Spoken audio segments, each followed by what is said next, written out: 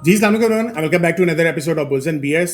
इस वीक पे KSC hundred index की परफॉर्मेंस को देखा जाए तो तकरीबन फ्लैट रही है। ऑलमोस्ट जो है वीक का एंड होने के बाद 0.5% पॉजिटिव में क्लोज हुई है। दूसरी में दो अनाउंसमेंट्स यहाँ पे करता चलूँ। नंबर वन, हमारा जो सरमाया का एनुअल इवेंट होता है जो हम हर साल करते हैं, वो इस दफ़ा 16 अगस्त को हम लाहौर में करने जा रहे हैं। इससे पहले हम इस्लामाबाद में अपने इवेंट्स करते रहे। सो ये this is not for public, ये हमारे अलमनाई के स्टूडेंट्स के लिए है। तो जो लोग डिस्कॉर्ड के ऊपर एक्टिव नहीं हैं, जिन लोगों को थोड़ा सा आइडिया नहीं होता कि जब भी इवेंट होता है तो काफ़ी लोग कह देते हैं कि हमें वो इन्फॉर्मेशन नहीं मिली, तो इस वजह से हमने बुल्स एंड बियर्स के अंदर यहाँ पे अनाउंसमेंट कर दी है। इसकी जो डिटेल है वो नीचे एक फॉर्म वगैरह लिंक पे शेयर कर देंगे, तो आप लोग इवन आप you can go to Discord पे आप जाके भी वहाँ पे देख सकते हैं। वेन्यू टाइमिंग्स वगैरह आप लोगों को सारी डिटेल वहाँ पे मेंशन कर दी जाएगी। You can register for the event, और एज यूजुअल हमारा बहुत ज़बरदस्त इवेंट होता है, नेटवर्किंग होती है।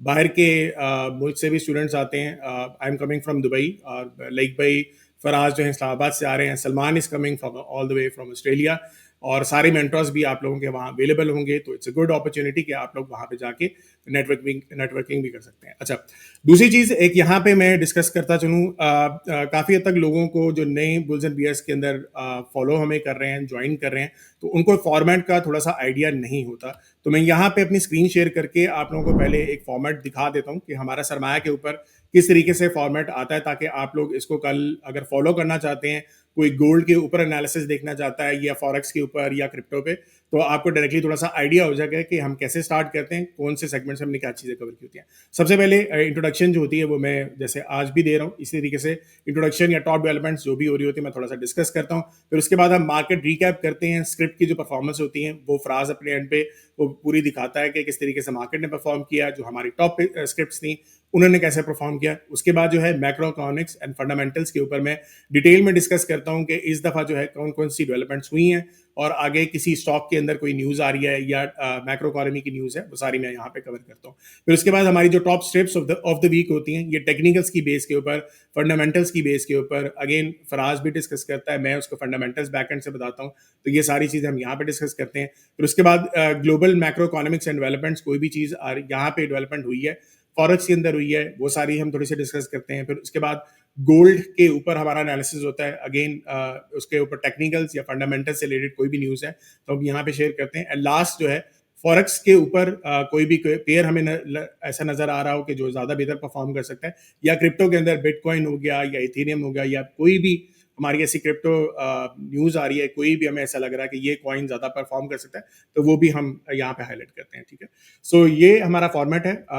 अब हम अपना ये एपिसोड स्टार्ट करते हैं जी। कमिंग टू फराज भाई कैसे हैं आप, और इस वीक की जो डेवलपमेंट्स हुई हैं रिकैप थोड़ा सा करते हैं। जी अल्हम्दुलिल्लाह हमारा ऑल गुड और बड़ा अच्छा वीक रहा। जो लोग स्पेशली हमारे साथ कम्युनिटी में एंगेज रहते हैं, काफ़ी हद तक उन लोगों के जो टारगेट्स हैं वो हिट हो रहे होते हैं और अच्छे प्रॉफिट्स गेन कर रहे हैं।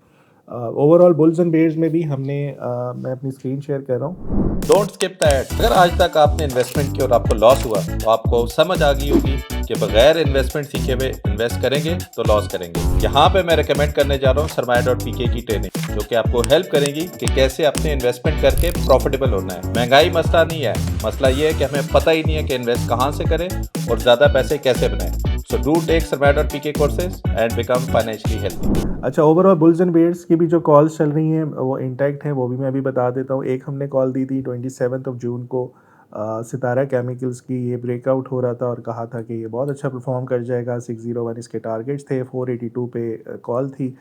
सो तकरीबन 30% की राइड है इसके ऊपर, और ये बहुत अच्छे तरीके से परफॉर्म करता रहा और इस टाइम इसने जाके अपनी टारगेट्स को हिट कर दिया है। और ये आराम से इस टाइम अपने इसने टारगेट्स को हिट करके 614 पे चल रहा है। लास्ट वीक ही जो हमने बुल्स एंड बेयर्स, पहले हम पाउंड यूएसडी के ऊपर sell on strength bearish side पे प्ले कर रहे थे, फिर उसके बाद ये ब्रेकआउट लेवल था, इधर बाय करना था, और हमारा जो टारगेट था वो 1.3527 का था, और ये भी बहुत अच्छा परफॉर्म किया है और इसने भी अपने टारगेट्स को जाके हिट कराया है। इसी तरीके से तीसरी हमारी गोल्ड की ट्रेड थी, और गोल्ड हम एज़ यूजुअली बुलिश चल रहे हैं, हमेशा बाय ऑन डिप्स के ऊपर बाय करते हैं, या फिर जब हमारी रेजिस्टेंस कोई ब्रेक हो रही हो तो उसको बाय करते हैं, तो ये जो लेवल्स थे 3375 85 के ये ब्रेक हो गए और हुए थे और उसके बाद इसने 34 37 तक का भी हाई लगाया था। तो ये गोल्ड भी बाय ऑन डिप वाली स्ट्रैटेजी पे बहुत अच्छा परफॉर्म करता रहा। अच्छा, इसके अलावा अब जो कॉल्स हमारी रहीं, जैसे लास्ट 2 वीक्स में एएसएल था, एजीआईएल था, निषाद चुनिया था, इस टाइम बहुत अच्छी सपोर्ट पर है। अटक रिफाइनरी, डीजीकेसी, ये 2 स्टॉक्स वो थे जो बताया था कि इनको आप बाय करेंगे जब भी ये करेक्ट होते हैं करेक्शंस में। इसी तरह बीओपी और ट्रेड, ये सारे ट्रेड प्लान्स या इससे पहले जो भी ट्रेड प्लान्स हैं वो सब इंटैक्ट हैं। और हमेशा इन ये जैसे हमने यहाँ पे सितारा केमिकल का बताया हुआ था कि ये स्टॉप लॉस लेवल यहाँ पे मेंशन होता है, आप इसको नोट कर लिया करें और पेन डाउन कर लें। हाँ, ये स्टॉप लॉस लेवल और ये टारगेट्स होते हैं। तो जब तक वो टारगेट्स या स्टॉप लॉस लेवल तक नहीं आपके ये प्राइस जाके हिट करती, वो आपकी ट्रेड प्लान्स इंटैक्ट होती है। सो बुल्स एंड बेयर्स की बहुत सी कॉल्स अभी आपकी इंटैक्ट हैं, उनमें कोई घबराने वाली बात नहीं है। सो समटाइम्स ये टाइम ले लेती हैं कॉल, जैसे लास्ट वीक कहा था कि मार्केट थोड़ी सी साइडवेज हो जाएगी, करेक्शंस में आएगी और उसके बाद फिर परफॉर्म करेगी। बाय द वे, अभी मैं डिस्कॉर्ड कम्युनिटी का जिक्र कर रहा था, इस हफ्ते हमने एक बहुत अच्छा ग्रैंड सेशन किया था जिसमें एक नई स्ट्रैटेजी मैंने अपने पूरे अलमनाई को सिखाई और बताई। एडवांस CWT स्ट्रैटेजी का नाम रखा था और उसके रिजल्ट्स देखें, यहाँ पे बहुत अच्छे रिजल्ट्स। वेरी नेक्स्ट डे ये देखिएगा, यहाँ पे इन्होंने इतने अच्छे पैसे बनाए हैं। यहाँ पे देखें तकरीबन $757 हैं। यहाँ पे देखिएगा ये दोनों ट्रेड्स मिला के $50 हैं, एडवांस CWT के स्टैट्स। सो हमारी कम्युनिटी अगेन यहाँ पे बुल्स एंड बेयर्स का जिक्र कर रहे हैं और बहुत से लोगों ने अकाउंट पास किए हैं और उसके बाद ये देखें $976 यानी 1% इनके अकाउंट के ऊपर गेन थी। और इसी तरीके से और बहुत से अकाउंट्स में पास हो रहे हैं। और CWT की जो स्ट्रैटेजी बताई गई डिस्कॉर्ड कम्युनिटी में अलमनाई सेशंस में, ये बहुत अच्छे तरीके से परफॉर्म कर रही है। और इसी तरीके से आप लोग भी जो हमारे प्रीवियस बैचेस के स्टूडेंट रहे हैं और डिस्कॉर्ड पे एक्टिव नहीं है, जैसे अभी अमान ने कहा कि एक्टिवली उसको देखा करें, तो वहाँ पे बहुत कुछ चल रहा होता है। मेरे सेशंस होते हैं, अमार के सेशंस होते हैं, सलमान के सेशंस हो रहे हैं। सो वो इंटायर एलुमनाई के लिए। और सबसे अच्छी चीज़ ये कि जो हम खुद कर रहे होते हैं वो इनको बता रहे होते हैं और ये जो बैच 1 के स्टूडेंट्स भी हमारे साथ हैं वो आज तक चल रहे हैं। सो ओवरऑल बड़ी अच्छी अल्हम्दुलिल्लाह कम्युनिटी की सक्सेस जा रही है और मुझे उम्मीद है ये और इंशाल्लाह आगे बढ़ती चली जाएगी। सो हमारा पूरा हफ्ता तो बहुत अच्छा रहा। और अब आप बताएं फंडामेंटल्स के ऊपर क्या चल रहा है। बेहतरीन हो गया। तो फंडामेंटल्स में एज यूजुअल इस दफ़ा काफ़ी ज़्यादा न्यूज़ है, तो मैं कोशिश करता हूँ कि जल्दी जल्दी हम इसको कवर भी कर लें। दूसरी बात ये कि ओवरऑल हमारी जितनी भी अभी दोनों ट्रेनिंग्स अभी ओपन है। आप टेक्निकल एनालिसिस को, जिसमें ट्रेडिंग मास्टरी हम उसका नाम हमने चेंज कर दिया हुआ है, और जो मेरी ट्रेनिंग थी फंडामेंटल्स कैपिटल मार्केट, उसका भी नाम हमने इन्वेस्टमेंट मास्टरी रख दिया हुआ है। तो अगर आप लोग इसमें रजिस्टर करना चाहते हैं, अभी भी 10% का डिस्काउंट है, you can avail that opportunity. और यहाँ पे मैं कुछ चीज़ें आप लोगों को दिखा देता हूँ। ये हमारे सरमाया कम्युनिटी में अक्सर कई स्टूडेंट्स ये पूछते रहते हैं कि ये स्टॉक क्यों परफॉर्म कर रहा है या इसकी रीजंस क्या क्या हैं। अच्छा, बैक एंड से अगर आपको याद होगा तो मैं एक मॉडल मैं अपने कोर्स में भी सिखाता हूँ जिसको कहते हैं इन्वेस्टोजीनी मॉडल। और इसमें क्या होता है कि बेसिकली टॉप पिक्स आप लोगों को प्रोवाइड कर रहा होता है। अभी रिसेंटली एक वन ऑफ द स्टूडेंट्स उन्होंने मुझसे पूछा हुआ था कि UDBL ने एक बहुत बड़ा डिविडेंड अनाउंस किया है, सो ये इसकी परफॉर्मेंस इतनी ज़बरदस्त क्यों आ रही है। तो अगर आप यहाँ पे देखें, ऑल्दो इसमें वॉल्यूम्स कम लगते हैं, तो इस वजह से जो जिसमें वॉल्यूम्स कम लग रहे होते हैं मैं अक्सर वो सजेस्ट नहीं करता। लेकिन इसकी रीजंस ये है कि ओवरऑल ये मेरे मॉडल के अंदर भी UDPL जो है वो काफ़ी हद तक टॉप में था। अगर मैं यहाँ पे आपको दिखा भी देता हूँ, और ये अगेन जो कॉन्सेप्ट्स होते हैं ये हम लोग आप लोगों को बताते हैं कि किस तरीके से आप अच्छी कंपनीज को पिक कर सकते हैं। ये तकरीबन टॉप 10% में मेरे पास यहाँ पे आ रही है और इसकी परफॉर्मेंस आप लोगों के सामने है। इसके अलावा भी कई स्टूडेंट्स ने मुझसे पूछा कि रिसेंटली अगर आप देखें तो यूनिलीवर जो है वो काफ़ी ज़बरदस्त परफॉर्म किया है। तो इसकी भी रीज़न क्या है कि बैकएंड से ये काफ़ी हद तक ये आप देख रहे हो कि बड़ी तेज़ी से ये शूट कर रहा है और ये लगातार ये ऊपर जा ही जा रहा है, ठीक है। और ये मेरे एंड पे भी अगेन जो रिसेंटली इसका रिजल्ट आया वो काफ़ी ज़बरदस्त आया। और अगर आप लोगों को मैं यहाँ पे दिखा देता हूँ, सो यहाँ पे अगर आप नीचे आओगे तो खैर ये तो आप लोगों के ये जो मेरे स्टूडेंट्स हैं उन लोगों के शीट में प्रोवाइड कर देता हूँ। लेकिन यूनिलीवर का आप यहाँ पे देखो तो रिसेंटली जो रिजल्ट मेरे पास आई है टॉप 10% में मेरे पास आ गई है। यहाँ पे ये मार्क भी हो रहा है। और ये सारी चीज़ें जो मैं आप लोगों को रिकमेंड कर रहा होता हूँ कि किस तरीके से आप लोग स्टॉक्स को देखना चाहिए, ये कोर्स का मेरा पार्ट भी है। ये अगेन आप किसी भी मुल्क के अंदर किसी भी स्टॉक्स के ऊपर आप अप्लाई करके इसको देख सकते हैं। लास्ट ईयर मैंने जो दुबई में रहने वाले जितने भी स्टूडेंट्स थे उनके साथ मैंने यही मॉडल शेयर किया था, और उस टाइम पे मेरे पास ईमार आ रहा था, और मैंने ईमार में सजेस्ट किया था कि आप लोग वहाँ पे जाके इसमें इन्वेस्टमेंट कर सकते हैं, ठीक है। अगर रिसेंटली ईमार की भी मैं आप लोगों को यहाँ पे दिखा देता हूँ परफॉर्मेंस, तो ये अगेन काफ़ी मशहूर है। यहाँ पे जो बुर्ज खलीफा है वो भी ईमार का बनाया हुआ है। सो यहाँ पे अगर आप देखें तकरीबन ये 8 दिरहम का था, it is now up to 16 दिरहम, और ये अगेन आप देख सकते हो कि मेरे मॉडल के अंदर आ रहे हैं। तो मैं अब आप लोगों को यूएसए की मार्केट के भी दिखा रहा हूँ रिजल्ट्स, आप लोगों को मिडिल ईस्ट की मार्केट के दिखा रहा हूँ, पाकिस्तान की मार्केट के दिखा रहा हूँ। तो ओवरऑल जो टेक्निक्स होती हैं इसको समझना है कि टेक्निक्स बैकएंड से अच्छी कंपनीज की वही होती हैं, अच्छी कैरेक्टरिस्टिक्स बिजनेस की अगर आपको अच्छी तरीके से अंडरस्टैंडिंग हो जाए, तब आप लोगों को ये पता लग सकता है कि इसमें मैं इन्वेस्टमेंट इस टाइम कर सकता हूँ। और अगर आप यहाँ पे देखेंगे, ये दिसंबर के अंदर मैंने इसको हाईलाइट भी किया था कि those investing in Dubai market, Emaar just perform 30% in a week, this was in our investor journey when I shared with you, ठीक है। तो ये बेसिकली पहले मैंने शेयर किया था, आज से 1 साल पहले भी उनके साथ रिजल्ट शेयर किए थे, तब भी ये मेरे पास ये स्टॉक अवेलेबल था। चलें अब हम आते हैं ओवरऑल जो इस वीक की हमारी डेवलपमेंट्स हैं। सो ये लास्ट वीक की डेवलपमेंट्स हैं, आप लोग इसको पॉज करके देख सकते हैं। ये स्टॉक से रिलेटेड जितनी डेवलपमेंट्स थे वो सारी मैंने हाईलाइट कर दी। इस वीक की डेवलपमेंट्स देख लेते हैं। सबसे पहले टी बिल्स का जो कट ऑफ यील्ड्स है ये तकरीबन 10 to 40% डाउन हुआ है, ऑलमोस्ट तकरीबन 10.7 to 10.85% के दरमियान अब आपकी यील्ड्स आ चुकी हैं। इसका बहुत ज्यादा प्रेशर जो है आपकी सेंट्रल बैंक के ऊपर भी पड़ता है, स्टेट बैंक ऑफ पाकिस्तान इसकी वजह से भी कई दफा आपके इंटरेस्ट रेट्स को कम कर सकता है। वो टी बिल्स हमें थोड़ा सा इंडिकेशन दे रहे हैं कि यह आगे जाके एक्सपेक्टेड है कि हमारे इंटरेस्ट रेट कम हो जाएंगे, ठीक है। जुलाई जो हमारी 2025 की जो सीपीआई है वो तकरीबन 2.84% पे आई है, और इसी की बेस के ऊपर भी अगेन सेंट्रल बैंक के ऊपर थोड़ा सा प्रेशर है कि वो अगेन इंटरेस्ट रेट को कट करेगा, ठीक है। तो हमारे लिए अगेन स्टॉक मार्केट के लिए this is very friendly. Total reserve जो है वो तकरीबन हमारे $20 बिलियन पे जा चुके हैं। ये सेंट्रल बैंक्स और कमर्शियल बैंक्स दोनों के रिजर्व्स मिला के हैं। इंपोर्ट कवरेज जो है तकरीबन आपकी 2.7 मंथ्स तक इंक्रीज हो चुकी हुई है। सो ये भी अगेन हमारे लिए ह्यूज पॉजिटिव न्यूज है। उसके बाद फिजिकल ईयर 25 करंट अकाउंट जो हमारा है ये सरप्लस आया आफ्टर 14 ईयर्स। सो ये एक बहुत बड़ा जो है ये न्यूज है, और हमारी ये तकरीबन 2.1 बिलियन डॉलर जो है अब हमारा करंट अकाउंट सरप्लस आया फॉर द एंटायर ईयर, और ये बहुत सालों के बाद हुआ है। This is a huge achievement for Pakistan stock market, for Pakistan citizen as well. हम काफी हद तक अब सिचुएशन हमारी अच्छी जा रही है, आगे जाके भी इंशाल्लाह फ्यूचर हमारा ब्राइट होगा। कोशिश करें कि अपनी जगह बनाएं in Pakistan community as a job की प्रमोशन में कह लो, या बिजनेस अपॉर्चुनिटीज ढूंढेंगे आप तो आपको मिलेंगी, ठीक है। फ्रीलांसिंग करके भी आप लोग कर रहे हैं, तो अगेन पाकिस्तान के लिए अभी काफी अच्छे हालात हैं और इसका फायदा उठाएं, ठीक है। आईटी एक्सपोर्ट जो है वो तकरीबन इंक्रीज हुए हैं ऑल टाइम हाई पे, अगेन 18% ईयर ऑन ईयर इसमें हमें इजाफा नजर आ रहा है।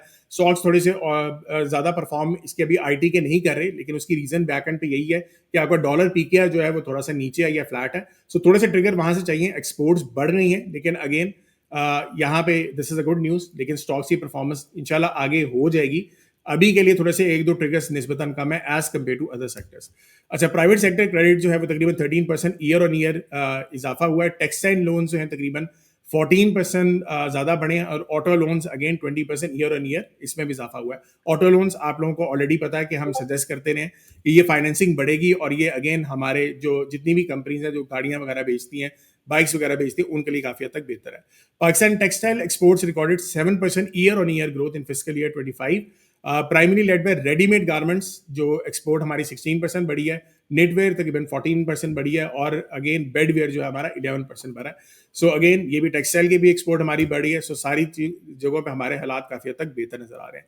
Sindh agro coal mining company और मिजान बैंक का एक इस्लामिक फैसिलिटी एग्रीमेंट हुआ है, जिसकी बेस के ऊपर जो हमारा एक्सपेंशन था फेज 3 हमारा था, वो अब अगेन होगा phase 3 mining expansion of the third block 2। तो ये अगेन जो हमारा यहाँ से अगर कोल हमें यहाँ से लोकली मिलना ज्यादा शुरू हो जाता है, तो हमारी कॉस्ट कटिंग अगेन काफी हद तक कम होगी, इंपोर्ट का बिल भी हमारा काफी हद तक कम होगा। This is a huge development as well, तो ये भी एक अच्छी साइन हो गया। 2 फर्म्स जो हैं तकरीबन looking for acquiring 56% stake in PC hotel chain. ये अगेन ये टेक ओवर हो रहा है, 2 कंपनीज जो हैं इसमें इंटरेस्टेड हैं टू टेक ओवर दिस। इसके अलावा जो है रियल इफेक्टिव एक्सचेंज रेट हमारा तकरीबन 96.6 पे आ गया है, विद सिग्नल्स के हमारा पाकिस्तानी रुपी जो है इस टाइम पे वो अंडर वैल्यूड है, इसको थोड़ा सा अप्रिशिएट होना चाहिए। लेकिन अप्रिसिएशन होना या ना होना ये सेंट्रल बैंक्स और गवर्नमेंट की पॉलिसीज पे डिपेंड करता है। जब तक वो लागू नहीं होती, अगेन हमारी करेंसी जो है वो मजीद अभी डेप्रिसिएशन वाली साइड पे नहीं जा रही, ये हमारे अच्छी वैल्यू पे अवेलेबल है, ठीक है। नेक्स्ट जो है Nishat power invest in ₹2.5 billion in electrical vehicle venture, next gen auto के नाम से इन्होंने इन्वेस्टमेंट अभी स्टार्ट की है। सो अब ये आगे जाके देखते हैं इसकी क्या डेवलपमेंट्स वगैरह होंगी, लेकिन this is a good news कि हम इलेक्ट्रिकल व्हीकल्स के अंदर हम थोड़ा सा मजीद डेवलपमेंट्स कर रहे हैं। फार्मा की एक्सपोर्ट्स जो हैं वो 20 ईयर हाई पे पहुंच गई हैं। अगेन एक्सपोर्ट्स के अंदर से एक और डेवलपमेंट हमें नजर आ रही है, सारी की सारी हमारी चीज़ें काफ़ी अच्छी नजर आ रही हैं। उसके बाद Nikkei surges on Japan US trade agreement, ये एक बहुत बड़ा ग्लोबली इवेंट हुआ है जिसके अंदर जो यूएस और जापान का फाइनली जो टैरिफ के जो एग्रीमेंट्स है वो हो गए, और जो पहले थे वो ज्यादा प्रपोजल था कि इतना टैरिफ हम लगाएंगे, यूएसए लगाने जा रहा था जापान के ऊपर, वो अब जाके 15% के ऊपर फाइनलाइज हुए हैं। इसकी वजह से जो जापान की स्टॉक मार्केट है निकी, वो उसने काफी जबरदस्त परफॉर्म किया है। और उसके साथ साथ जो है आपके रिस्क ऑन फैक्टर जितने भी थे, जिसमें ऑस्ट्रेलियन डॉलर, न्यूजीलैंड डॉलर, इन्होंने परफॉर्म किया। आपकी जो यूएस मार्केट्स है सब ने तकरीबन उसकी बेस के ऊपर परफॉर्मेंस दिखाई है, ठीक है। नेक्स्ट जो है शुगर मिल्स का will face crackdown for violating price agreement. So यहाँ पे अगर आप देख रहे हैं थोड़ा सा शुगर का माफिया चल रहा है, यहाँ पे थोड़ा सा मसला चल रहा है, तो उसकी बेस के ऊपर भी थोड़ा सा क्रैकडाउन चल रहा है।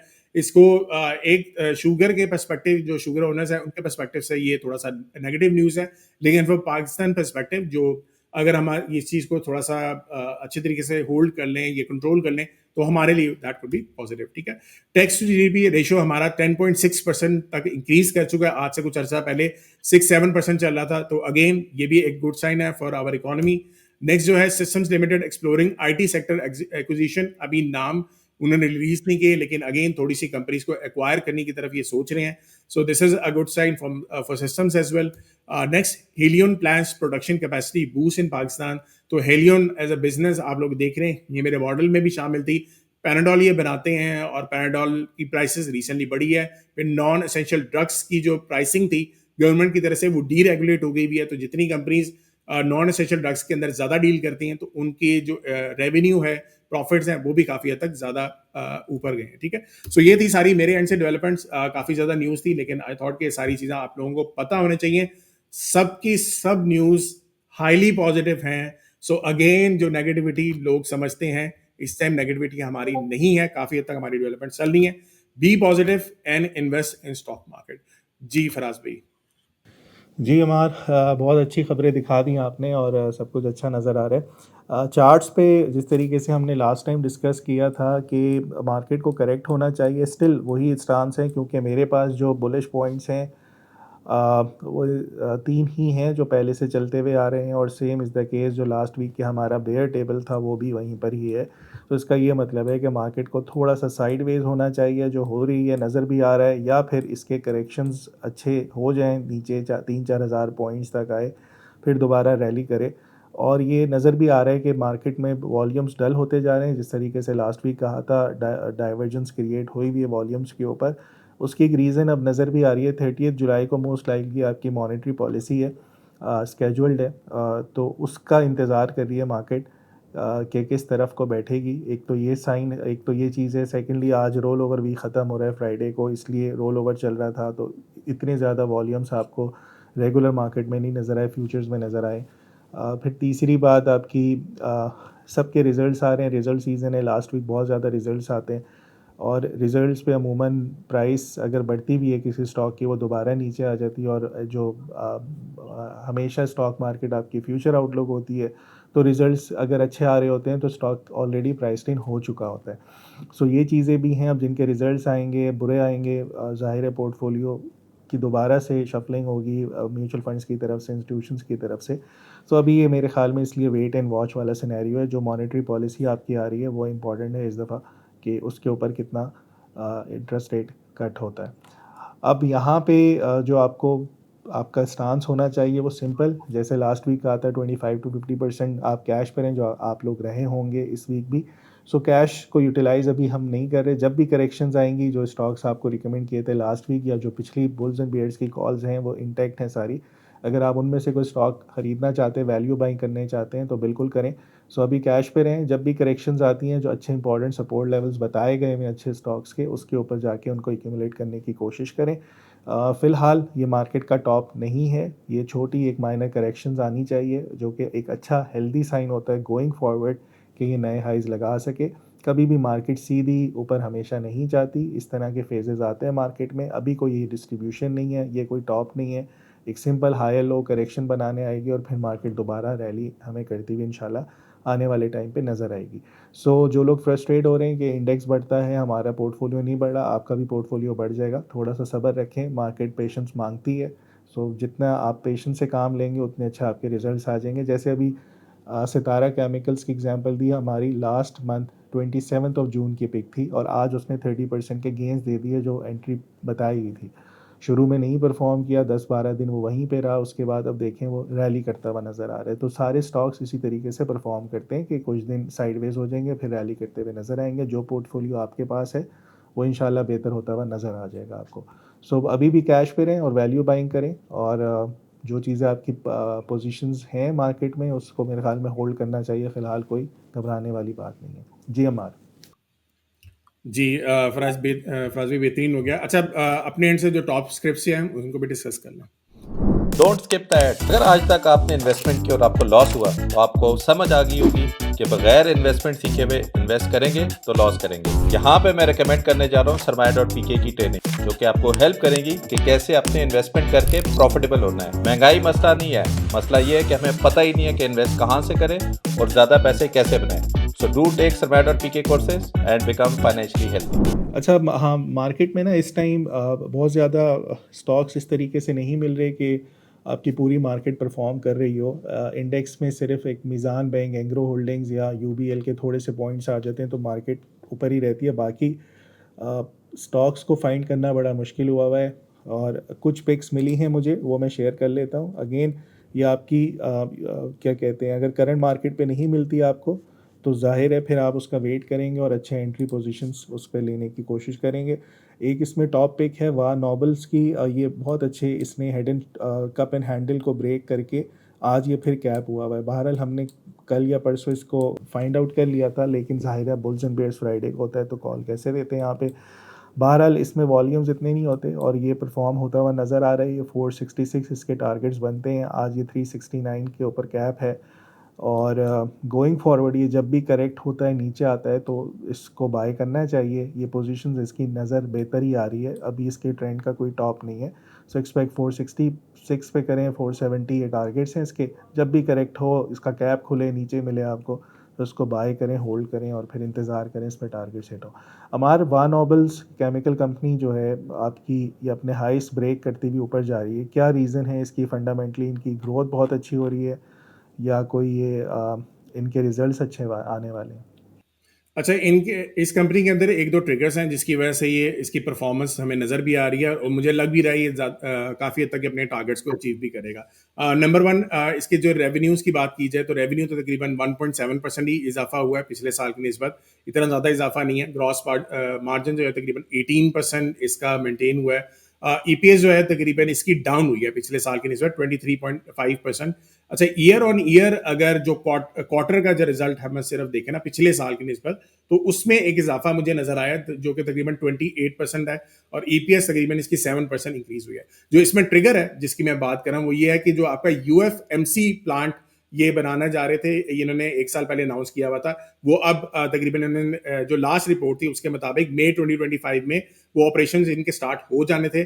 तकरीबन 6000 मिलियन टन्स पर ईयर इसमें एडिशन होनी थी और ये तकरीबन अब 19,000 मिलियन टन्स इन्होंने अपनी ये जो मैन्युफैक्चर करते हैं यूरिया फॉर्मल डिहाइड, ये बेसिकली एक मटेरियल होता है जो ये बना रहे होते हैं। अच्छा, ये पूरा मटेरियल जो है इसको कहते हैं यूरिया फॉर्मल डिहाइड मोल्डिंग कंपाउंड, ठीक है। और ये ज्यादातर आपके जो लिक्विड रेजन्स आपके यूज होते हैं बॉन्डिंग एजेंट्स के अंदर, ठीक है। और ये आपका चिप बोर्ड हो गया, प्लाई बोर्ड हो गया, फ्लश डोर मैन्युफैक्चरिंग इंडस्ट्रीज वगैरह के अंदर ये चीज इसके अंदर इस्तेमाल की जाती है। तो अगेन ये एक ट्रिगर मौजूद था। दूसरे एंड से ये एक्सपोर्ट भी करना चाह रहे हैं अपने, अगेन जैसे बाकी कंपनीज पाकिस्तान के अंदर एक्सपोर्ट के ऊपर बहुत ज्यादा फोकस कर रही हैं और होना भी चाहिए, हम एक्सपोर्ट ज्यादा से ज्यादा करनी चाहिए। So this as a company ये थोड़ा सा कोशिश करें कि मिडल ईस्ट और अफ्रीका के अंदर ज्यादा एक्सपोर्ट की जाए। दूसरा जो है एक एंड से थोड़ा सा आप कह लें कि थ्रेट है, वो थ्रेट ये है कि यूएसए जब ये टैरिफ लगाएगा चाइना के ऊपर इन मटेरियल्स के ऊपर, तो मोस्ट प्रॉब्ली ये हो सकता है कि चाइना जो है ये जो मटेरियल है वो पाकिस्तान या जो आपके नेबरिंग कंट्रीज है वहां पे डंप कर दे। वो डंप करेगा तो इसके बाद नोबल के ऊपर थोड़ा सा नेगेटिव सिचुएशन आ सकती है। वो अभी तक तो नहीं आई, लेकिन ये थोड़ा सा कंपनी ने अपनी एंड से भी हाईलाइट किया था कि ये थ्रेट है कि अगर हो सकता है तो फिर थोड़ा सा इसकी अर्निंग्स गिर सकती है। बाकी ओवरऑल इतनी बुरी चीजें नहीं है। बाकी आप लोगों को मैंने सजेस्ट कर दिया, बता दिया कि क्या क्या डेवलपमेंट्स इसमें अवेलेबल है जी। चलें। अच्छा मार्च सेकंड पे एक जो है वो हीनो पार्क मोटर्स की कल इसका रिज़ल्ट आया था, बहुत अच्छा रिज़ल्ट आया, कंपनी प्रॉफिट में आ गई और इसने चार्ट्स के ऊपर भी अपनी एक बहुत बड़ी मेजर रेजिस्टेंस को ब्रेक कर दिया है और लग ऐसे ही रहा है कि अब ये अपने जो नेक्स्ट टारगेट हैं जो इसका 2021 का हाई बनाया हुआ था इसने 698 700 के करीब, उसको जाके टेस्ट करे। बीच में कोई ख़ास मेजर रेजिस्टेंस नहीं है और ये अच्छे ट्रेंड में चल रहा है। सो इस पे सिंपल स्टांस होना चाहिए, जब भी आपको करेक्शंस में मिले तो इसमें इसको बाय करें और फिर इसके टारगेट्स आपके 698 700 के बनते हैं। और सिंपल सा बहुत आसान सा चार्ट है और सिंपल आपकी ट्रेंडिंग मूव है। तो बाय ऑन डिप यानी कि हाई लो पे बाय करें और आए करें 698 और 700 को। हमारा आपको क्या लग रहा है इसके जो कल रिजल्ट्स थे, ये ऐसा तो नहीं है कि एक ही क्वार्टर में दिखाए इन्होंने, या ये आगे गोइंग फॉरवर्ड भी इसी तरीके के रिजल्ट्स रिफ्लेक्ट करेंगे? अच्छा, हीनो again for all those people जो मुझे बार बार पूछते हैं कि ओवरऑल आपके पास कौन कौन सी कंपनीज आपके मॉडल में आ रही हैं। सो इस टाइम पे हीनो मेरे पास मेरे मॉडल में भी है। लास्ट क्वार्टर के अंदर से ये मेरे पास आना शुरू हो गई थी, तो मेरे स्टूडेंट्स थे उनको तो मैंने हाईलाइट कर दिया था। लेकिन अगेन मुझे ये लगता है ये कंपनी बहुत ऊपर जाने वाली है। इसका ऑल टाइम हाई जो है वो 1200-1300 के ऊपर है। तो ये जेन में रखिएगा कि ओवरऑल अब इसमें डेवलपमेंट जो आएंगी, छोटी कंपनी है, मतलब कि इसके नंबर ऑफ शेयर्स आउटस्टैंडिंग कम है। सो हल्की सी भी अर्निंग ज्यादा हो तो ये अगेन बहुत तेजी से शूट कर सकती है। मुझे लग रहा है ये अभी भी बहुत अंडर वैल्यूड है। अगर वैसे नंबर्स को देखा जाए बहुत ज्यादा इंप्रेसिव नंबर्स है। मुझे नहीं लगता पाकिस्तान के अंदर ऐसे स्टॉक्स अवेलेबल हैं जिन्होंने इतना जबरदस्त अपने नंबर्स दिखाए हैं। सो रेवेन्यू इंक्रीज हुआ है इनका तकरीबन 3x, ठीक है, 3 गुना इनके रेवेन्यू इंक्रीज हुए हैं। अर्निंग्स जो है 4.67 टाइम्स इसकी इंक्रीज नजर आ रही है। अच्छा, ये काम क्या करते हैं ये थोड़ा सा आपको आइडिया होना चाहिए। ये असेंबली प्रोग्रेसिव जो आपकी मैन्युफैक्चरिंग होती है, आपकी हीनो के बसेस वगैरह आपको या ट्रक्स हैं आपको सड़कों पे नजर आते हैं, तो अगेन ये कंपनी रिस्पॉन्सिबल है फॉर दिस। ये सारे बस के पीछे यही कंपनी, ट्रक्स के पीछे यही कंपनी है। अच्छा, अकॉर्डिंग टू सितंबर 2024 तकरीबन 87% इंक्रीज बस के ऑर्डर्स में नजर आया है। और वो आगे नजर भी आता है कि जैसे जैसे हालात थोड़े से बेहतर होते हैं तो इन कंपनीज के ऑर्डर्स ज्यादा बढ़ जाते हैं। इनके एडवांसेस जो इनके क्लाइंट्स हैं वो अगेन लोन पे खरीदते हैं, तो एडवांसेस वगैरह भी निस्बतन इनके काफी हद तक बढ़े। ठीक है, एक चीज यहाँ पे डेवलपमेंट अगेन इस कंपनी के अंदर भी मौजूद है। इनकी एक मित्सुबिशी फूसो ट्रक बस कॉर्पोरेशन के नाम से एक कंपनी है, MFTBC के नाम से, और हीनो, ये आपस में जो है ये एग्रीमेंट इनका हो गया है और एक पब्लिक लिस्टेड कंपनी बनने जा रही है जो कि 100% ओनरशिप जो है वो एक्वायर करेगी हीनो और MFTBC की। ठीक है, तो ये दोनों जो है ये एक काफी अच्छी न्यूज है। मुझे लगता है हीनो आगे काफी जबरदस्त परफॉर्म कर सकता है। अच्छा, एक चीज मैं यहाँ पे थोड़ा सा अपने एंड पे भी मैं शेयर कर देता हूँ ताकि आप लोगों को थोड़ा सा आइडिया हो जाए कि ये मेरे एंड पे जो जिस तरीके से मैं आप लोगों को शेयर करता होता हूँ कि किस तरीके से आप कंपनीज को एनालाइज कर सकते हैं। मैं खैर नेक्स्ट कंपनी जब हम देखते हैं तो उसके बाद मैं आप लोगों को चार्ट्स पे भी लेके जाता हूँ सरमाया की वेबसाइट के ऊपर। ये अगेन दिसंबर 2024 से ये मेरे पास जो रिजल्ट आया था उसके बाद ये कंपनी मेरे पास आना शुरू हो गई थी। और रिसेंटली अगर जो आप इसके कंपनी की परफॉर्मेंस है वो भी आप देख सकते हो कि काफ़ी ज़बरदस्त इसकी परफॉर्मेंस यहाँ पे नज़र आ रही है। हीनो को अगर यहाँ पे मैं आप लोगों को दिखा देता हूँ। सो लास्ट जो इसका रिजल्ट आया था थोड़ा सा लेट आया था, यहाँ पे कहीं पे इसका रिजल्ट यहाँ पे आया था। तो अगेन यहाँ से अगर आप इसकी परफॉर्मेंस देख लें तकरीबन 300 से रफली ये 550-600 पे डबल तकरीबन इसकी परफॉर्मेंस हो गई हुई है। तो एक आइडिया आप लोगों को होना चाहिए कि किस तरह से कंपनी को आप देख सकते हो। अच्छा, यहाँ पे काम ही करता हूँ कि मैं हीनो के यहाँ पे आप लोगों को दिखा भी देता हूँ। सो दिस इज हीनो, ठीक है। और यहाँ पे अगर आप आओगे तो ये क्वार्टरली रेवेन्यू अगर आप देखें तो हर क्वार्टर तकरीबन TTM में बेस के ऊपर आप देखो तो ये बढ़ता ही जा रहा है। ठीक है, लास्ट ईयर की निस्बत तकरीबन 10 बिलियन समथिंग इसके रेवेन्यू थे, अब तकरीबन 12 बिलियन हो गए हैं। नेट इनकम जो थी पिछले साल की निस्बत इसकी काफ़ी इजाफा हुआ है। अगर यहाँ पे हम देखते हैं TTM में, यहाँ पे आ जाते हैं, EPS को देख लेते हैं। सो यहाँ पे अगर आप आओ, अच्छा लेटेस्ट यहाँ पे मेरे पास नज़र नहीं आ रही, लेकिन 6.53 अगर आप पिछले साल की निस्बत देखेंगे तो नेगेटिव से लॉस से ये तकरीबन ये पॉजिटिव हुआ है। बल्कि यहाँ पे शायद क्वार्टरली हमारे पास यहाँ पे ईपीएस आ रही होगी, ठीक है। तो यहाँ पे अगर आप नीचे आते हैं, सो ये हमारे पास ईपीएस मौजूद है, ठीक है। सो ये लास्ट क्वार्टर के अंदर अगर आप देखें, बहुत ही जबरदस्त किस्म का रिजल्ट आया है, और इस डाटा को यूज करते हुए भी आई विल हाईली सजेस्ट कि थोड़ा सा आप लॉन्ग टर्म के लिए भी इसको होल्ड कर सकते हैं। जी, बैक टू फराज। जी अमार, इनके स्टॉक मार्केट में कोई और कंपनी लिस्टेड है जो इनके कॉम्पिटिटर्स हों, इनों के, जो बसेस बनाते हैं और यहाँ पे लिस्टेड हो? जीएचएनआई है, लेकिन जीएचएनआई का ट्रक्स के अंदर ज्यादा है उसके अंदर, लेकिन अगेन ये दो कंपनीज हैं। अच्छा, चलिए नेक्स्ट है हमारा पाकिस्तान नेशनल शिपिंग, पीएनएससी, और ये बहुत अच्छे ट्रेंड में चल रहा है। सिंपल आपके हाई राइज एंड हाई लोज लग रहे हैं, और इसमें पोटेंशियल है कि ये इजीली जाके अपने 470 की रेजिस्टेंस, और उसके बाद फिर जो इसका 24 का हाई था, जो 530 का था, वहाँ तक जाए। अच्छा, ये बहुत अच्छे करेक्शंस इसने ली जब ये पहले परफॉर्म करना शुरू हुआ। जो आपकी 66 से इसकी नॉन स्टॉप रैली थी 530 की, वहाँ से ये करेक्ट हुआ तकरीबन 50% से ज़्यादा की रिट्रेसमेंट रही उसकी, और उसके बाद दोबारा बाउंस करना अब शुरू हुआ है। हमेशा एक बात याद रखिएगा, चार्ट्स के ऊपर कभी भी सिंगल टॉप नहीं होते, और अगर आप इसको वीकली पे देखें तो अपने सेकंड टॉप की तरफ या डबल टॉप की तरफ या एटलीस्ट लोअर हाई बनाने जाएगा। सो इसके आसान से टारगेट्स 470 के बनते हैं। अमार, इसमें लास्ट ईयर ऐसा क्या हुआ कि यार इतनी बड़ी करेक्शन आ गई, 530 से 210 हो गया, और उसके बाद अब ये दोबारा रैली कर रहा है। सो पहले ये दोनों चीज़ें समझाइएगा कि क्या ट्रिगर था कि ये बेयर ट्रेंड में चला गया पिछले साल बहुत बड़ी रैली दिखाने के बाद, ये नीचे आया और फिर अब दोबारा से परफॉर्म करना शुरू हो चुका है। तो ये क्या ट्रिगर्स हैं इसके लास्ट ईयर, और इस टाइम ये क्या पोजीशन लग रही है इसकी गोइंग फॉरवर्ड? अच्छा, पहले तो आप एक काम ही करें, जरा इसको मंथली चार्ट्स पे लेके जाएं। मैं इसके रिजल्ट्स आप लोगों को सजेस्ट करता हूं। इसके मैं थोड़ा डिटेल में आप लोगों को बताता हूं। अच्छा, ये स्टॉक मेरे पास जब आया था तो तकरीबन रफली 35 के पास उस टाइम पे चला था। ये 35 से जंप करता हुआ ये 2021 के पास लेके आइएगा, लास्ट जो आपके मंथ तक हुए, तो उससे तकरीबन ये जंप करता हुआ ये 400-500 पे गया। और ये एक ऐसा स्टॉक था जो मेरे मॉडल के अंदर भी आया था, मैंने सजेस्ट भी किया था, और इसमें काफी स्टूडेंट्स ने पैसे बनाए भी थे। अच्छा, उस टाइम पे हमारा डिस्कॉर्ड नहीं हुआ करता था। डिस्कॉर्ड में क्योंकि पहले फेसबुक वगैरह पे हम कम्युनिकेट करते थे, वहां पे मैंने इसको डिस्कस भी किया था। अच्छा, अब मजेदार बात यह है कि देखें, स्टॉक मार्केट एक ऐसी जगह है जहां पे आपको हर पॉइंट पे अपॉर्चुनिटीज मिल सकती हैं। सो पाकिस्तान नेशनल शिपिंग कॉर्पोरेशन, ये अगेन शिपिंग की कंपनी है। ये 2022 के अंदर जब आपकी वॉर चल रही थी, रशिया यूक्रेन वॉर चल रही थी, तो ये अगेन कुछ कंपनीज के ऊपर बहुत जबरदस्त बेनिफिट आया था, और this was one of those companies, ठीक है। 2022 में अगर आप स्टॉक मार्केट को देखेंगे, वो नीचे जा रही थी, पाकिस्तान नेशनल शिपिंग कॉर्पोरेशन ये ऊपर जा रही थी। इसकी रीजन है, वो भी मैं अभी आप लोगों को बताता हूँ। पहले इसको नंबर्स देख लेते हैं, ये काम क्या करते हैं वो आपको आइडिया होना चाहिए, और थोड़ा सा डिटेल में इसको मैं डिस्कस करता हूँ। पहली बात, अगर रेवेन्यू पिछले साल की निस्बत देखा जाए, 14% ईयर ऑन ईयर इसमें डिक्लाइन नजर आया है। ग्रॉस प्रॉफिट मार्जिन तकरीबन 27% पे ये नीचे आ गया है फ्रॉम 37%।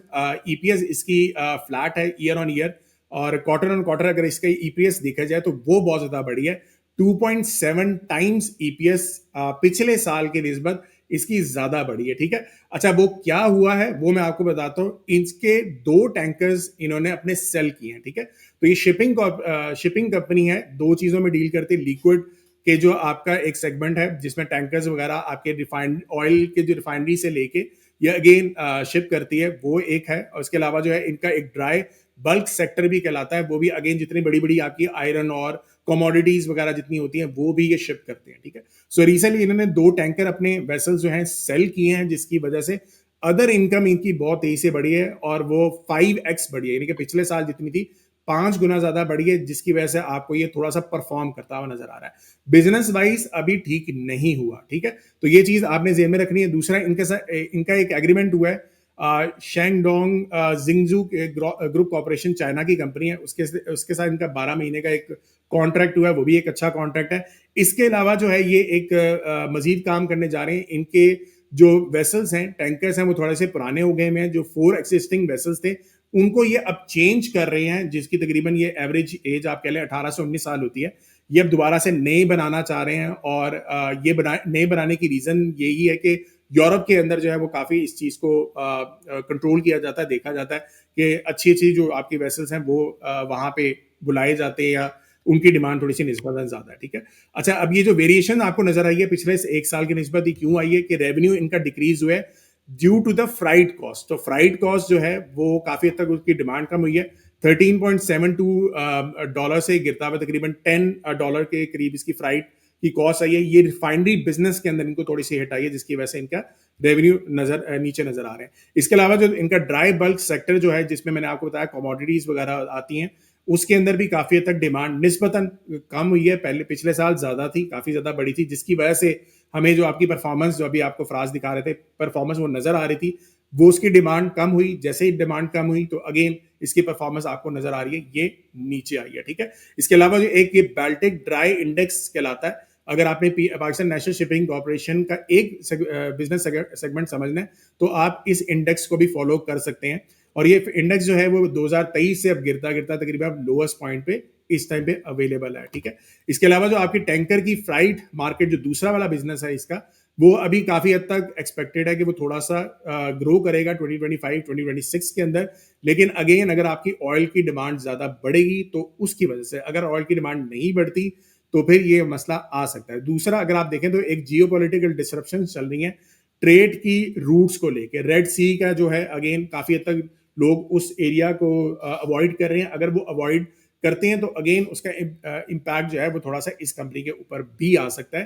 तो ये सारे जो पॉइंटर्स हैं ये आपको बताना है, इसलिए जरूरी है कि ये सारी कंपनी आपको अच्छे तरीके से अंडरस्टैंडिंग होनी चाहिए, ठीक है। अच्छा, अगेन मैं ये अपॉर्चुनिटी एक लेता हूँ, यहाँ पे मैं थोड़ा सा आप लोगों को फिर अगेन उसी मॉडल पे मैं लेके जाता हूँ कि कहाँ पे ये मेरे पास ये कंपनी आई थी। और आप लोग अपने एंड से अगर ये कोर्स को ज्वाइन करते हो या मैं इसमें जो टेक्निक्स बताता हूँ तो आप खुद से भी आइडेंटिफाई इसको कर सकते हैं। So this is Pakistan national shipping corporation. और अगर आप यहाँ पे देखें दिसंबर 2021 के अंदर ये मेरे पास आना शुरू हो गया था, 1.5 साल तक ये मेरे पास पोर्टफोलियो में भी रहा।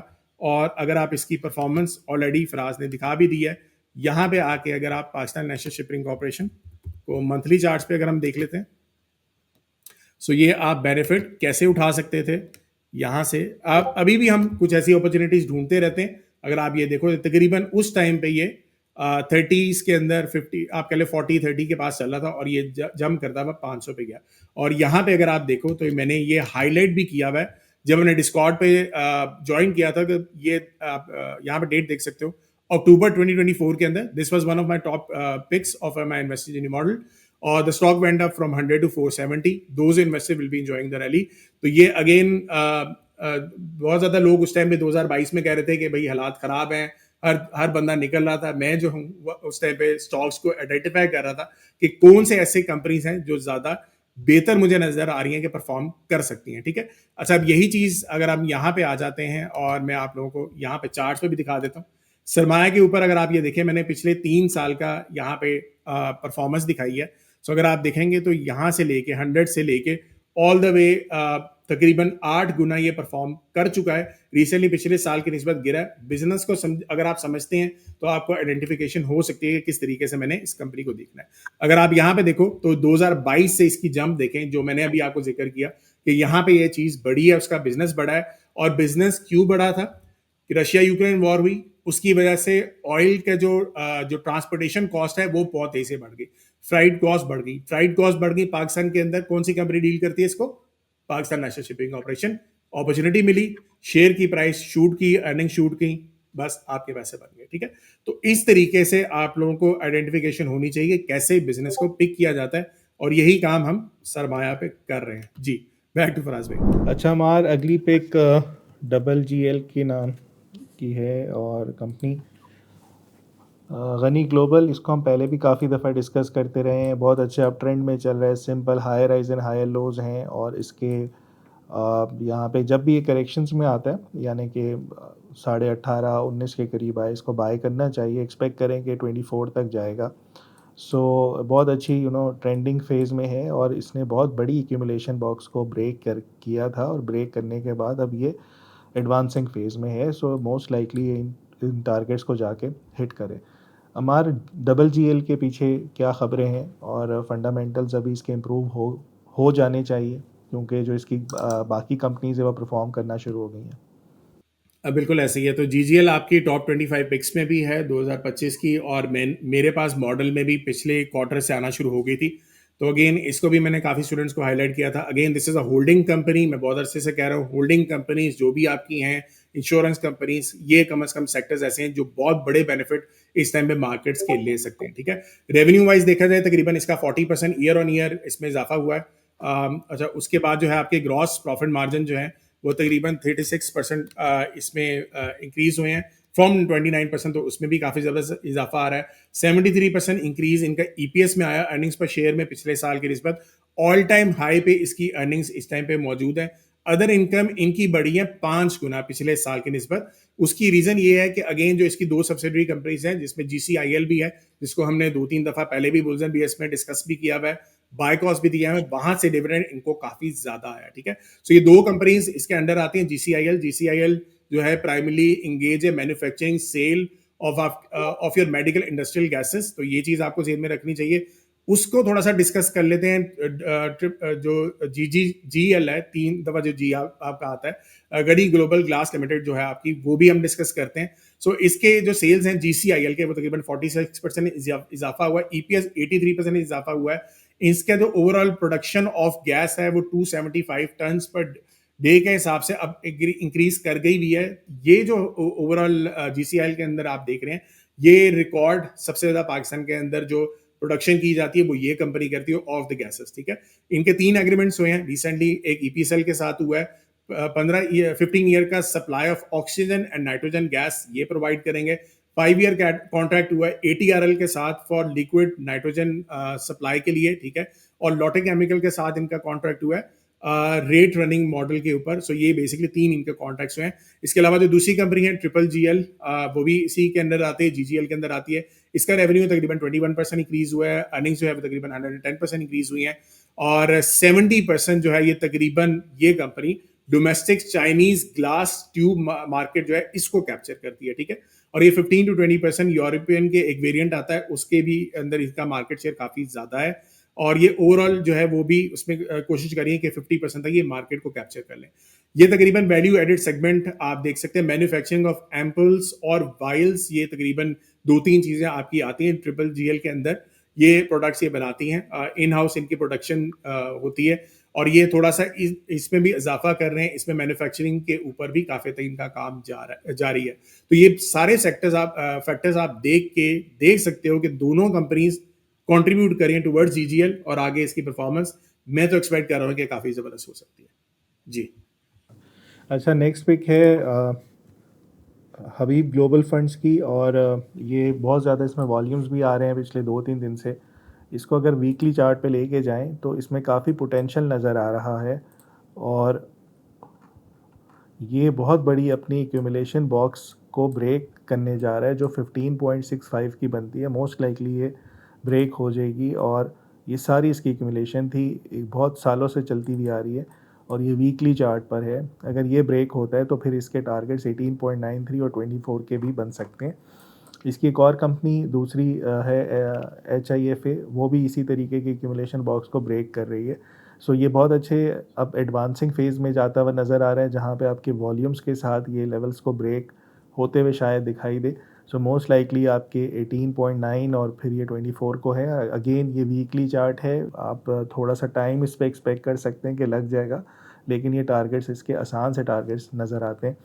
अमार HBL ग्रोथ फंड, ये बहुत अच्छा परफॉर्म करना शुरू हुआ है। अभी 8 रुपये से बढ़ता हुआ मेरे ख्याल में 15 हो गया, और उसके बाद अभी ये फर्दर रैली की इसमें पोटेंशियल नज़र आ रही है। सो जिस तरीके से हम पहले डिस्कस करते रहे हैं, जितनी भी इन्वेस्टमेंट कंपनीज़ हैं जो फंड्स को मैनेज कर रही हैं, वो अब ज़ाहिर है वो प्रॉफिट बुक तो करेंगी जब वो इतने अरसे से एक्यूमुलेट कर रही हैं स्टॉक मार्केट को, और स्टॉक मार्केट परफॉर्म कर गई। सो ये HBL ग्रोथ फंड का अमार PSX में कितने स्टेक्स होंगे, या ये लो रिस्क के ऊपर इन्वेस्टेड होते हैं? अच्छा, ये बेसिकली एचबीएल ग्रोथ फंड जो है ये इन्होंने रिसेंटली सिर्फ 2 ही कंपनीज में इन्वेस्टमेंट की हुई है, एक पीएसओ के अंदर और एक एसएनजीपी के अंदर, जो रिसेंट मैंने इनका पोर्टफोलियो देखा है। वैसे फाइनेंशियल्स इनके अवेलेबल नहीं है, तो मैं थोड़ा सा इसको देख नहीं पाया था, लेकिन जैसे कि मैं ऑलरेडी बताता रहा हूँ, इंश्योरेंस कंपनीज होगी, आपकी होल्डिंग कंपनीज होगी, इन्वेस्टमेंट कंपनीज होगी, वो सारी जाहिर सी बात है जब आपकी मार्केट परफॉर्म करेंगी तो इनके भी इनको भी डिविडेंड्स वगैरह ये बांटते हैं, खुद भी अपनी मैनेजमेंट को भी डिविडेंड्स आएंगे, तो अगेन इनके लिए काफ़ी हद तक बेहतरी है इसमें। अगर हमार पीएसओ और सुई नॉर्थ इनके पास हैं तो ये अभी कल के रेट्स पे तो नहीं ख़रीदा होगा ना, इन्होंने 2-3 साल पहले ख़रीदे होंगे, वो तो 3x 4x हो चुके हैं। हाँ बिल्कुल ऐसा ही है। तो इनका जो अगर पिछले साल के निस्बत इनकी परफॉर्मेंस को देखा जाए, जो इनके थे स्टॉक इस साल थोड़ी सी नेगेटिव रही है, क्योंकि हमने देखा पीएसओ जो है वो थोड़ा सा परफॉर्म नहीं किया, लेकिन पिछले साल की जिसकी परफॉर्मेंस थी वो तकरीबन 120% थी एज कम्पेयर टू जो KSE 100 तकरीबन 70% परफॉर्म किया था उसी टाइम पीरियड के अंदर। तो यस, ऐसा ही है, तो इनकी सिलेक्शन तो ठीक है। चलें, ज़बरदस्त।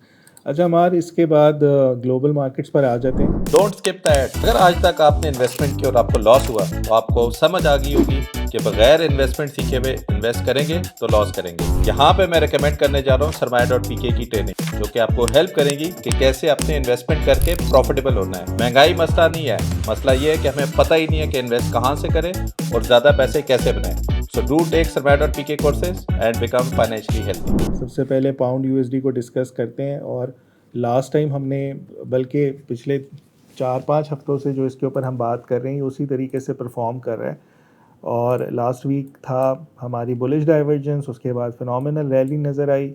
अब मुझे लग रहा है कि ये दोबारा से यहाँ के इसने डाइवर्जेंस बनाई और नीचे ड्रॉप होता हुआ नज़र आया। अब कमिंग वीक में मैं क्या करूँगा, मैं इसको सेल ऑन स्ट्रेंथ वाली साइड पे देखूँगा कि यहाँ से बाउंस आता है लोअर हाई के लिए और फिर हम एक्सपेक्ट करें दोबारा कहीं नीचे आए।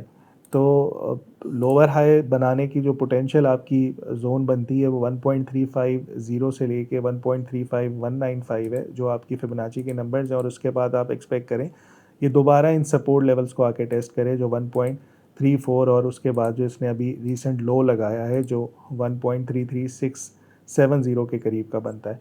सो मेरे लिए इस वीक सेल ऑन स्ट्रेंथ वाला ये सेटअप है, यहाँ से बाउंस करे, लोअर हाई बनाए, मैं इसको शॉर्ट करूं और फिर मैं एसएल अपना इधर रखूं 1.35500 पे और एक्सपेक्ट करें कि ये दोबारा एक दफ़ा इन लोज को आके टेस्ट करे। हमारा आपको क्या लग रहा है कि यूएस डॉलर स्ट्रांग होता नज़र आ रहा है, पाउंड वीक होता नज़र आ रहा है? अच्छा, इसमें कुछ डेवलपमेंट्स हुई हैं लास्ट वीक के अंदर। अगर आपको याद होगा तो मैंने पाउंड AUD के अंदर बाय कॉल दी थी, और वो हुआ यही था कि मंडे वाले दिन उसने बड़ा बेहतरीन परफॉर्म किया था। लेकिन उसके बाद हुआ ये कि ट्यूसडे वाले दिन जो आपकी, मैंने जैसे मैक्रो इकोनॉमी में डिस्कस किया था कि जापान और USA का जो है वो कॉन्ट्रैक्ट आपका हो गया।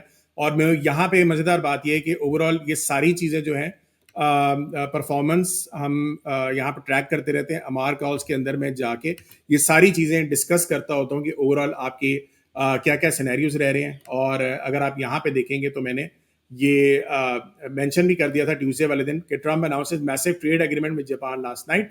सो one of the most influential news of the week, USD down, risk on up, Australian dollar up, New Zealand dollar up. ठीक है, तो ये सारी चीज़ें मैंने वहीं पे डिस्कस कर ली थी कि ओवरऑल जो हमारा पाउंड AUD के अंदर मैं बाय देख रहा हूँ, अब वो कन्वर्ट हो गया था सेल के अंदर। उसकी वजह ये भी थी कि आपका ओवरऑल पाउंड के अंदर जो न्यूज़ थी वो एक नेगेटिव चल रही थी, और उसको भी मैंने अगेन हाईलाइट किया था। अच्छा, यही चीज़ मैं अपने कोर्स के अंदर भी हाईलाइट करता रहता हूँ कि फंडामेंटल्स को आप यूज़ करते हुए दिन के हिसाब से, डेली बेस के हिसाब से भी कैसे आप देख सकते हो। जैसे कि अगर वेडनेसडे वाले, आई थिंक ये थर्सडे वाले दिन है, थर्सडे वाले दिन जो है कल के दिन, ये अगर आप यहाँ पे देखें तो कैनेडियन डॉलर का एक डाटा आपका काफ़ी हद तक वीक आया था, और US के जो नंबर्स हैं, एम्प्लॉयमेंट के नंबर्स, वो काफ़ी हद तक स्ट्रॉन्ग आए थे। अगर उस चीज़ को मद्देनजर रखें तो अगेन आपकी जो परफॉर्मेंस है, आप किस तरह से करेंसी पे सेलेक्ट कर सकते हैं। यूरो कैट या USD कैट के अंदर आप अगर उसमें बाय चले जाते हो तो बाय में आपको अच्छी परफॉर्मेंस नजर आ सकती है। और यहाँ पे अगर आप देखें तो मैंने यही चीज़ दिखाया भी है, ये 1 मिनट का चार्ट है। यूरो कैट भी उसी टाइम के अंदर मैंने सबको बताया कि आपका ऊपर जा रहा है, USD कैट भी है, ये भी अगेन ऊपर जा रहा है। तो ये आप सिमिलरली फंडामेंटल्स को टेक्निकल्स के साथ आप अप्लाई भी कर सकते हैं। आज के दिन अगर आप सिंपल देखें, ये मैं अगेन अपने स्टूडेंट्स के साथ इवेंट्स जो हमारे हर डेली बेस के ऊपर आ रहे होते हैं, ये मैं सारे शेयर कर रहा होता है। अगर आप यहाँ पे देखो, फ्राइडे वाले दिन कोर CPI जो थी वो आपकी एक्सपेक्टेड थी, यहाँ पे आनी थी। और पाउंड की भी आपके यहाँ पे रिटेल सेल्स देखेंगे, ये भी आनी थी। ठीक है, और आज के दिन जो ये न्यूज़ आई है आपकी, तो ओवरऑल मार्केट काफ़ी हद तक जैपनीज येन की भी नीचे गिरी है, और इसके नंबर्स थोड़े से आपके ख़राब आए हैं। और अगर यहाँ पे फ्राइडे वाले दिन हम चेक कर लेते हैं, सो लेट्स चेक दिस। और अगर आप यहाँ पे देखें तो जैपनीज येन तकरीबन 2.9% आपको, कोर CPI भी नीचे आ रही है। पाउंड के देखें आप, फैक्टर्स सारे आपके नेगेटिव आ रहे हैं। और अगर इसको आप अगेन चार्ट्स में जाके अगर आप यहाँ पे देखोगे, सो USD क्योंकि डाटा हमारा ज़्यादा स्ट्रॉन्ग था, इसको आप क्या कर सकते हैं, एक करेंसी जिसके फैक्टर्स अच्छे आए हैं जो कि लास्ट थर्सडे वाले दिन आए, आप एक वीक करेंसी के साथ साथ इसको मिला लें तो ये देख लें आज डे कैंडल है, इसके अंदर इसकी परफॉर्मेंस आपको नजर आ रही है। ठीक है, तो बेहतरीन इसकी परफॉर्मेंस चल रही है। इसके अलावा पाउंड का भी डाटा वीक आया है, पाउंड और यूएसडी को अब आप कंपेयर कर लें तो पाउंड यूएसडी भी है नीचे। कितना सिंपल है कि फंडामेंटल्स को थोड़े से पॉइंटर्स होते हैं, अगर आप उसको थोड़ा सा अंडरस्टैंड करके अपने टेक्निकल्स के साथ लगाएंगे तो that can perform as well. और यही रीजन मुझे आगे भी बिल्कुल फराज नजर आ रही है कि डॉलर मुझे लगता है स्ट्रेंथ में रहेगा, और मॉनेटरी पॉलिसी भी आ रही है नेक्स्ट वीक के अंदर डॉलर की। मुझे लगता है कि अभी भी पावेल जो है पहले जैसे वो वेट एंड वॉच वाली स्कीम रख रहा था, अभी भी शायद वो वही रखेगा।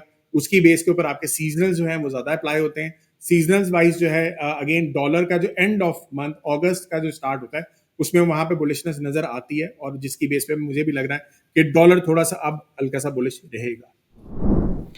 बेहतरीन अमार। अच्छा, फिर इसके बाद हम गोल्ड के टेक्निकल्स को डिस्कस कर लेते हैं। गोल्ड इस टाइम जिस टाइम मैं ये रिकॉर्ड कर रहा हूँ इस वक्त ये बहुत बड़ी एक मेजर सपोर्ट ट्रेंड लाइन है, उसको आके टेस्ट करने वाला है, जो कि 3339 की बनती है। मेरे ख्याल में यहाँ से इस पे बाउंस आ जाना चाहिए। द रीज़न इज़ यहाँ पे डाइवर्जेंस मुझे नज़र आ रही है। ये यहाँ पे बुलिश डाइवर्जेंस होगी, 4 आवर के ऊपर हिडन डाइवर्जेंस की शक्ल बनी होगी, दोनों काम करेंगे इसके ऊपर। ये देखिएगा यहाँ पे ये बुलिश डाइवर्जेंस इस टाइम ये बना रहा है और ये इस सपोर्ट पर आके टेस्ट कर जाएगा, जो मुझे लग रहा है कि अच्छी वैल्यू बाइंग हो सकती है गोल्ड की 3340 या 3839 के करीब। और अगर इसी के 4 आवर के चार्ट पे लेके जाएं तो बिल्कुल ऐसे ही है, ये आपकी हिडन डाइवर्जेंस बनी हुई है इधर से लेके इधर तक और यहाँ से लेके यहाँ तक। सही है, सो राइट नाउ बहुत अच्छी सपोर्ट पर है। इसको एक्सपेक्ट करें कि दोबारा से बढ़े, बाउंस करे और फिर ये अपने हाइस को जाके फिर से टेस्ट करे। अगर ये यहाँ से प्रॉपर नहीं भी बाउंस आता अपने हाइस को टेस्ट करने के लिए, सो एटलीस्ट लोअर हाई बनाने ये 3405 को जाके ज़रूर टेस्ट करेगा। सो ये एक अच्छी सपोर्ट है, यहाँ पे अटेम्प्ट की जा सकती है। अगेन लेवरेज के कॉन्सेप्ट को ज़रूर देखिएगा कि आप लोग इतने ज़्यादा ना उठा लें जहाँ पे आपके अकाउंट्स अगर ये $10 $20 नीचे आए तो पूरी पोजीशन या अकाउंट वॉश हो जाए। सो बहुत ज़्यादा ये लेवरेज और मार्जिन के कॉन्सेप्ट के ऊपर आपको जाना चाहिए। छोटी छोटी लॉट्स के ऊपर इसकी पोजीशन को बिल्ड करें। अमार, गोल्ड अब काफ़ी शुरू में वीक में बहुत अच्छा परफॉर्म किया और उसके बाद हमने देखा है कि परसों से इसने दोबारा से नीचे की डायरेक्शन ली हुई है। अभी एक सपोर्ट के ऊपर टेस्ट कर रहा है। आपको लगता है कि सीजनल्स के ऊपर अब गोल्ड थोड़ा सा साइडवेज हो जाएगा या यहाँ से बाउंस कर जाएगा? अभी सीजनल्स की बात की जाए तो सीजनल्स अभी भी जुलाई के एंड तक इसके काफ़ी तक पॉजिटिव रहते हैं। मैं अभी जो लास्ट वीक है उसके अंदर भी मैंने गोल्ड की बाय कॉल दी हुई थी, सिल्वर की भी बाय कॉल दी हुई थी। दोनों ने बेहतरीन परफॉर्म किया है, बेहतरीन इसके चार्ट्स में हमें नज़र भी आ रहा है। गोल्ड नीचे भी जो आया है उसकी रीज़न भी अगेन डॉलर के जो एम्प्लॉयमेंट नंबर्स हैं वो ज़्यादा अच्छे आए हैं, तो जब भी डॉलर ज़्यादा स्ट्रेंथ होता है गोल्ड में थोड़ा सा रिवर्सल आपको नज़र आता है। तो ये चीज़ एक्सपेक्टेड भी थी थोड़ी सी कि अगर आपका वहाँ पे नंबर थोड़ा सा आ जाएगा ऐसा तो ये थोड़ा सा बाउंस बैक भी करेगा। दूसरा वैसे भी अगर आप थोड़ा सा इसको जूम आउट करके देखेंगे तो ये रेजिस्टेंस के ऊपर भी था, रेजिस्टेंस से थोड़ा सा हिट करके अगेन इसने वापस आना ही था। इस टाइम पे भी मैं थोड़ा सा बुलिश हूँ गोल्ड के ऊपर भी, वैसे डॉलर में भी बुलिश हूँ, तो दोनों थोड़ा से ऑपोजिट चलते हैं। लेकिन अगेन इसका क्राइटेरिया क्या होता है, क्राइटेरिया ये होता है कि अब डॉलर की जितने भी न्यूज होती है उसको थोड़ा चेक करते रहें। अब आगे जो है मॉनेटरी पॉलिसी आने वाली है, मॉनेटरी पॉलिसी क्या एप्लीकेशन लाएगी उसके ऊपर, उसकी बेस के ऊपर गोल्ड के ऊपर भी हमें नजर आ जाएगा क्या सिनेरियो बनता है। वैसे तो मुझे बुलिश नजर आता है, लेकिन अगेन ये थोड़ा सा डिपेंड करता है कि डॉलर का नेक्स्ट मॉनेटरी पॉलिसी क्या होगी। सही है अमार, अगला ग्लोबल मार्केट नैस्डैक को हम डिस्कस कर लेते हैं। 4 आवर पे लास्ट टाइम भी हम एक्सपेक्ट यही कर रहे थे कि इसको अब नीचे आना चाहिए, करेक्शन लेनी चाहिए, बस ये साइडवेज रहा, एक रेंज में ही ट्रेड करता रहा। इस वीक इसने फिर एक और बेयरिश डाइवर्जेंस बनाई, अब देखें कब इन प्ले होती है। और लग ऐसे ही रहा है कि ये अपने हाइस के करीब है ये, और ये मोस्ट लाइकली इसका डिस्ट्रीब्यूशन फेज़ शुरू हो सकता है। सो अगर ये टॉप है और डिस्ट्रीब्यूशन फेज़ है तो एक दफ़ा इसको नीचे अच्छा मेजर करेक्शंस के बाद फिर एक लोअर हाई के लिए बढ़ेगा। सो एक्सपेक्ट अब हम यही कर सकते हैं जो मैं कर रहा हूँ चार्ट्स के ऊपर। फ़िलहाल इस पर कोई पोजीशन नहीं लेनी चाहिए, ना शॉर्ट की ना लॉन्ग की, इंतज़ार करना चाहिए जब ये अपने हाई लोज को ब्रेक करे फिर शॉर्ट चले जाएं और फिर एक्सपेक्ट करें कि 22,300 या 21,950 के रीजन को जाके टेस्ट करे और फिर वहाँ पे देखेंगे क्या प्राइस एक्शन है, फिर अगर लॉन्ग बनती हुई तो फिर वहाँ से लॉन्ग करेंगे। फ़िलहाल मेरे लिए इसमें कोई अच्छा पोटेंशियल सेटअप नहीं है। हाँ, सेल ऑन स्ट्रेंथ पे अगर कोई रहना चाहता है तो वो ज़रूर रहे। और बाकी अमार से पूछते हैं, स्टॉक मार्केट अमार क्यों साइडवेज हुई हुई है बाहर की? अच्छा, ये सीजनल्स की बेस के ऊपर हुई हुई है। ये ऑलरेडी हम लास्ट टाइम डिस्कस किया था और कि ये वाला जो वीक है इसमें थोड़ा सा आपको या तो साइडवेज नजर आएगी या थोड़ी सी मुझे करेक्शन वाइज नजर आएगी। वो आपने ऑलरेडी दिखा भी दिया। अगेन मार्केट नेक्स्ट वीक के द मॉनेटरी पॉलिसी का वेट कर रही है, उसके बाद इसकी डायरेक्शन डिसाइड होगी। मोस्ट प्रोबेबली हो सकता है कि पहले थोड़ा सा नीचे आए फिर परफॉर्म करना शुरू करे। ठीक है। अच्छा अमार, आप क्रिप्टो की बात करें, इथेरियम 4 आवर का चार्ट बहुत खूबसूरत सा बुलिश फ्लैग बना रहा है। जो इसके ऊपर 1 आवर की डाइवर्जेंस थी वो ख़त्म हो गई। अब एक्सपेक्ट आप यही कर सकते हैं कि अपने जो इसके टारगेट्स हैं 4000 और फिर आगे अगर ये फ्लैग की जो प्रोजेक्शंस आ रही है वो $4500 की हैं, तो इसको परफॉर्म करना चाहिए। यहाँ से अच्छी कंसोलिडेशन साइडवेज एक्टिविटी हो गई। जो रैली को जितना करेक्शंस मिलनी चाहिए थी मेरे ख्याल में वो पूरी हो गई हैं। अब इसको यहाँ से परफॉर्म करना चाहिए। और अगर कोई यहाँ पे अटेम्प्ट करने की कोशिश कर रहा है 3715 पे, तो वो फिर एक्सपेक्ट ये करे कि 3450 ना ब्रेक हो, तो ये उसका स्टॉप लॉस होना चाहिए। तो 3700 के ऊपर अगर बाय कर रहे हैं 3450 एसएल, फिर उसका 4000 और 4500 के इसके टारगेट्स होना चाहिए। फिर अगर हम बीटीसी की बात करें तो वहाँ पे भी इसी तरह की रेंज बन रही है जो कि डिसेंडिंग पैरेलल चैनल की शक्ल में है, जो आपकी कंसोलिडेशन या कंटिन्यूशन पैटर्न पे आती है बुलिश रैली की। सो यहाँ पे इसको हम एक्सपेक्ट कर सकते हैं। इस टाइम ये इसी सपोर्ट से बाउंस कर रहा है जो 1,15,000 पे मार्क की हुई थी और इस टाइम 116 हो गया। तो अब इम्पॉर्टेंट बात ये है कि 12250 की रेजिस्टेंस को ब्रेक करता है तो फिर ये भी एक अच्छी रैली, और 123 को टेस्ट करता हुआ ब्रेक कर जाए और फिर ये रैली कंटिन्यू करे। रिमेंबर वन थिंग, हम 145 और 146 के टारगेट्स को आए कर रहे हैं अगले 2 महीने के लिए के अंदर हो जाना चाहिए।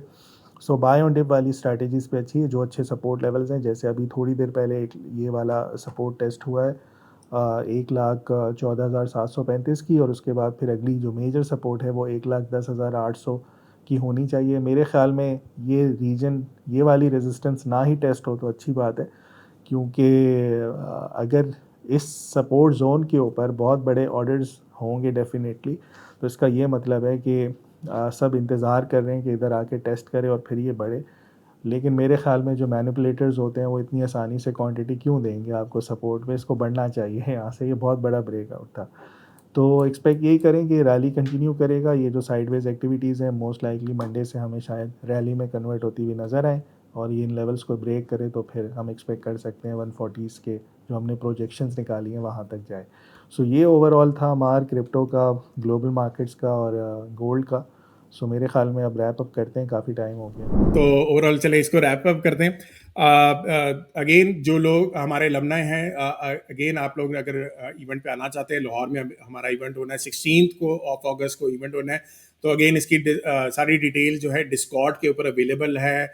वेन्यू, टाइमिंग्स वगैरह सारी वहाँ पे आपको पता लग जाएंगी। लाइक भाई ने वीडियो इसके ऊपर बनाई हुई है, तो आप लोग वहाँ पे हमें ज्वाइन कर सकते हैं। दूसरी बात, ओवरऑल सारी न्यूज़ अच्छी नज़र आ रही है। ग्लोबल मार्केट्स के भी, हमारी जो स्टॉक मार्केट है, सारी चीज़ें हमारी काफ़ी ज़बरदस्त चल रही हैं और आगे फ्यूचर ब्राइट नज़र आ रहा है। तो इंशाल्लाह आप लोग भी प्रिपेयर रहें, इन्वेस्टमेंट करें थोड़ा सा। अगर जैसे फराज भाई ने बताया, अगर मार्केट थोड़ी सी करेक्शन होती है, जो आपने कैश पे पैसे रखे हुए हैं उसको हम यूटिलाइज कर सकते हैं। ठीक है, चलिए नेक्स्ट वीक मिलते हैं। मेरी तरफ से, फराज की तरफ से, सरमा की तरफ से अल्लाह हाफिज़। सी यू गाइस नेक्स्ट वीक।